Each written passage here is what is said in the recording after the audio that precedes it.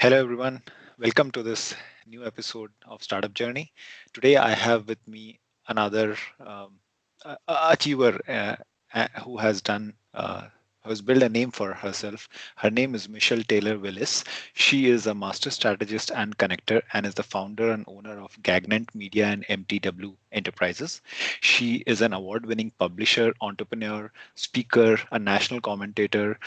She has founded a lifestyle magazine called South Fulton Lifestyle Magazine and is the host of According to Michelle radio show. She was named Outstanding Businessperson of the Year 2017 and Small Businesses of the Year 2016 by South Fulton Chamber. She has also created the Moms All In Conference for female executives and entrepreneurs.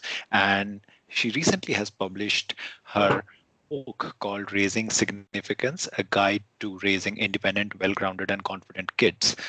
So, Michelle, welcome to the show and Thank tell you. us your story, your startup story. Yeah, so I started like a lot of people do, right? In corporate America, I graduated from college and went right into the sales force, and so I've worked for some great sales companies. Ferguson Enterprises, which when I was there was the largest, I think the nation's largest plumbing wholesaler. So I got my sales start officially there, although I'd been selling for years as a teenager, and then I moved into um, kind of technical sales, phone sales, fiber. I used to sell black fiber and things dealing with phone lines that you can't see, and internet. So basically, technology sales until the bubble burst.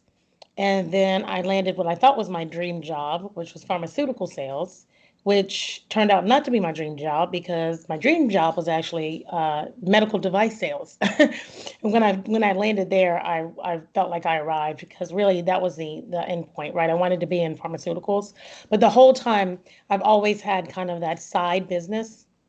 I think I've known from a very long time that entrepreneurship was in my bones. It is absolutely in my DNA. So many people in my family have started and run and built their own successful businesses. So I knew it was going to, there was going to be this parting, so to speak, from corporate America. I just didn't know when it was actually going to happen.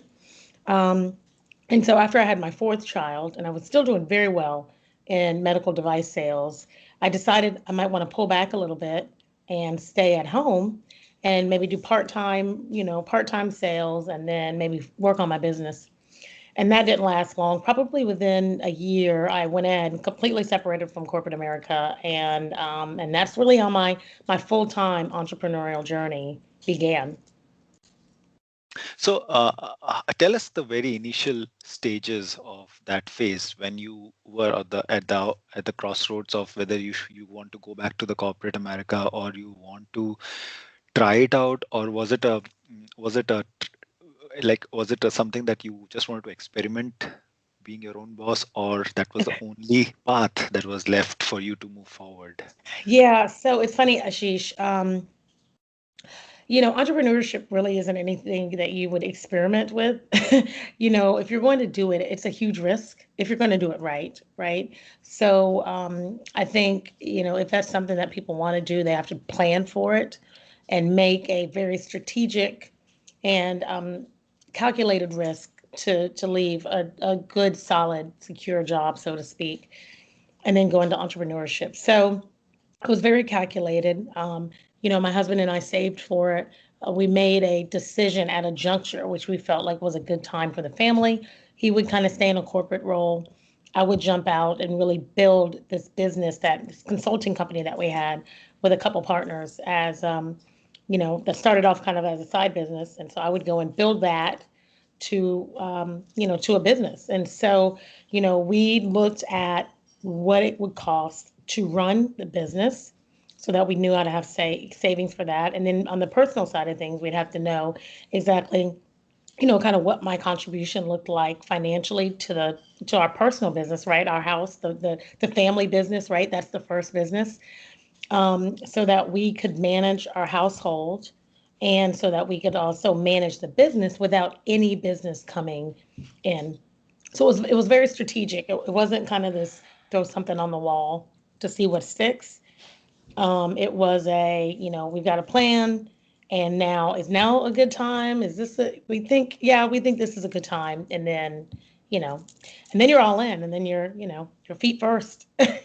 Yeah, yeah. I mean, that's a very nice thought of having a strategy and then moving forward on it. So Yeah. tell me, how did you brought your name across to the people? How did you build your initial clients, paying clients? How did you got your name out? How did you build your personal brand in the very initial stage? So, in the very initial stage, my personal brand really was built around the medical community. My first full time um, entrepreneurial journey or business was a consulting company. It was really HR consulting that we broadened out into medical consulting. So it was kind of HR consulting, then HR consulting for medical professionals, and then, we just started doing more medically focused um, consulting. And before you knew it, we were to the point where we were literally setting up medical practices as businesses from A to Z. I mean, my company took care of everything from, if a doctor would come and say, "Hey, I want to set up a practice," then we would take them, create the name all the way to, 6 to 9 months later, they have a practice. Um, so the way that I got my name out in that field was first just by doing really good work, and the doctor community, no matter what I think city or area you're in, the physician community is very small. Even when there's lots of doctors, but when you're in a certain specialty, all of the doctors know each other. And so if you do a good job for one, they're going to refer you. So that was the first thing, is just making sure that my team and I did a really good job, and we created a brand of excellence. So doctors wanted to work with us.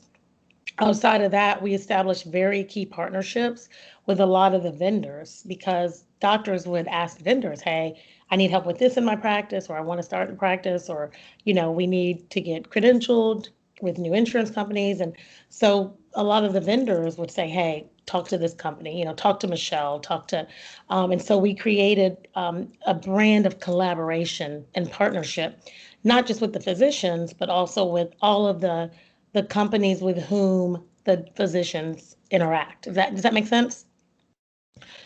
Yep. Yeah, yeah. And so we didn't do in that particular business, we really didn't do a lot of advertising, traditional advertising. We did, this is probably, 8, 9 years ago. So, you know, Facebook really wasn't built for businesses, and there was no Instagram.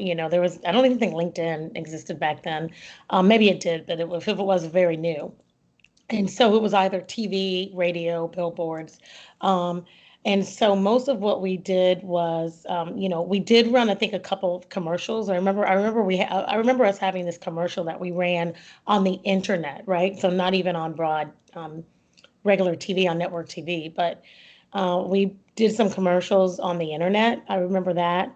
But most of what we did was referral partnering, and then, paying referral fees for people to send money to us, because I always believe that we needed to spend money on advertising. But we just did it in a little bit different ways than what, was traditional. But we did do, I remember us being pretty heavy on the internet.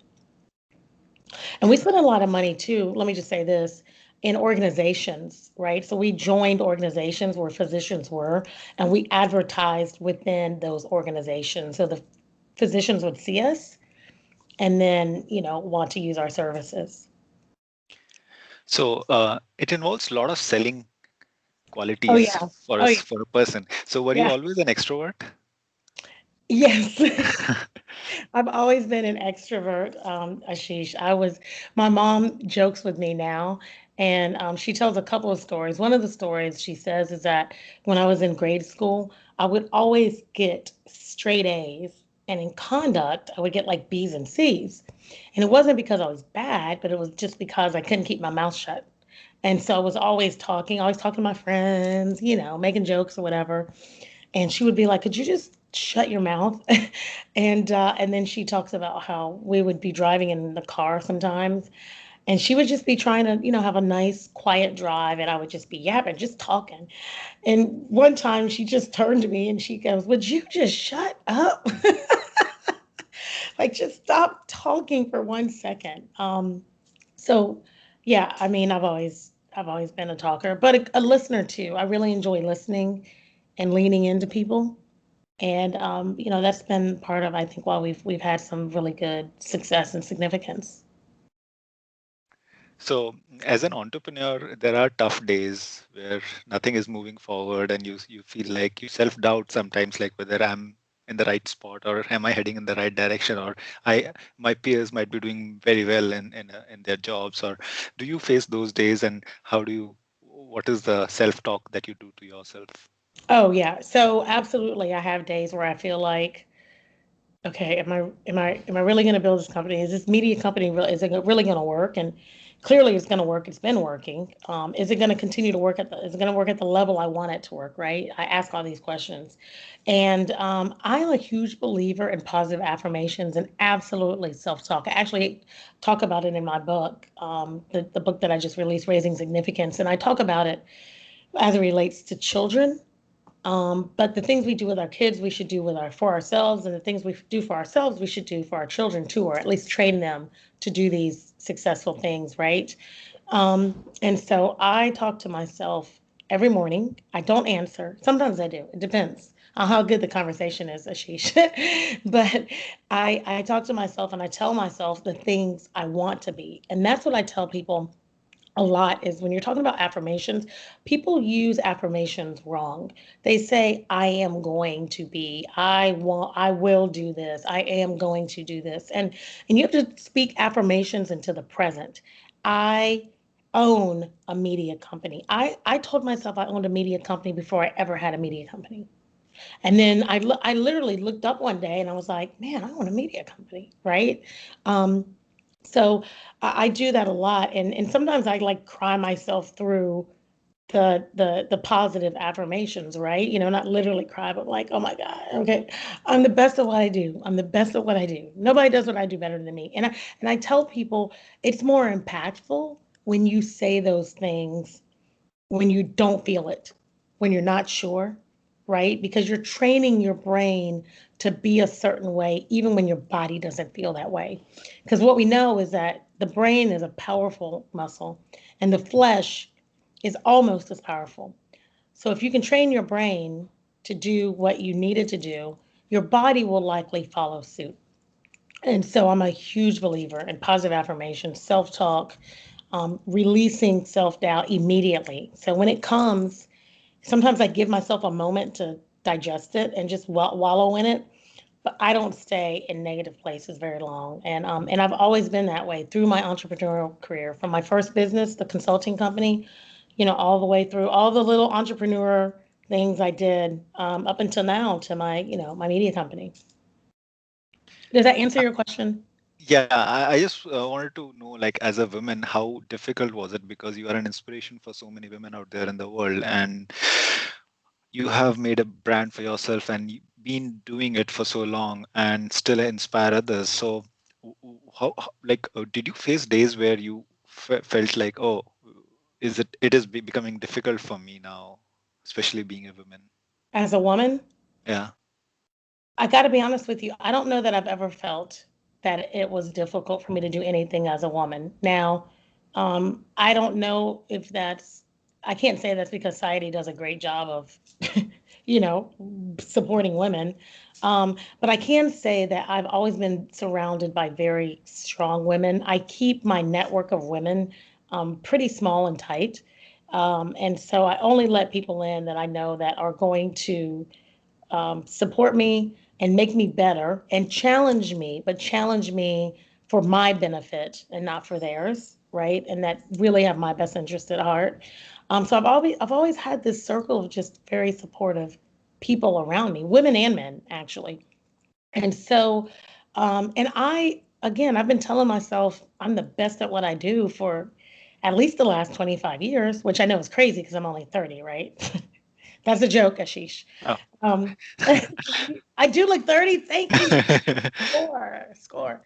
Um, but I've been telling myself that for so long that even, if I've encountered something, and I've had instances, you know, I'm sure, but nothing that has made me think like, oh gosh, I'm gonna have to deal with all these men, or I'm gonna, I've just I just, put my stake in the ground wherever I go, and people seem to follow suit. Yeah, I think you surround yourself with really positive people, and that pushes you forward. One Yeah, last question: sure. tell us about your company's services and who are your target clients, and how can people reach out to you? Great. Yeah. So my main company right now is Gagnant Media. That's Gagnant. It looks like Gagnant, but it's pronounced Gagnant, and it's winning in French. I speak pretty good French, I think. But it's winner winning in French. So Gagnant Media, and you can go to gagnantmedia.com. And we basically provide opportunities for small businesses to advertise. So we create our own medium, that's luxury print, TV, internet radio, and billboards. So we create those. We have those mediums, and we own those mediums or pieces of them at least. And then we create content to go on those mediums, and that way we can control the cost and make it affordable for small businesses to advertise across mediums where they might not normally be able to. So that's what we do, and that's where people can find us. I'm also the host of According to Michelle TV, which airs every night, every Wednesday night. When we're on hiatus right now, but we'll be back up in season 3 in just a few weeks. But every Wednesday night on the AIB network here in Atlanta, and of course, I'm the host of the According to Michelle internet radio show, which is on Mix Double X 106radio.com. People can find me online at Michelle Taylor Willis on just about everything. And now on Clubhouse, Michelle T. Willis. And you Great. can get my book. People can get my book on my Oh, page. sure, sure. I will attach the link of your book in the description of this video. So, Awesome. thank you very much, Michelle, for taking out time and sharing your story. I'm sure you're just listening to you will inspire somebody and to move forward in their life. I hope So, so. thank you very much again, Thank and you keep for doing having what you me, have been doing. Ashish. Thank you. Thanks. Bye. Bye.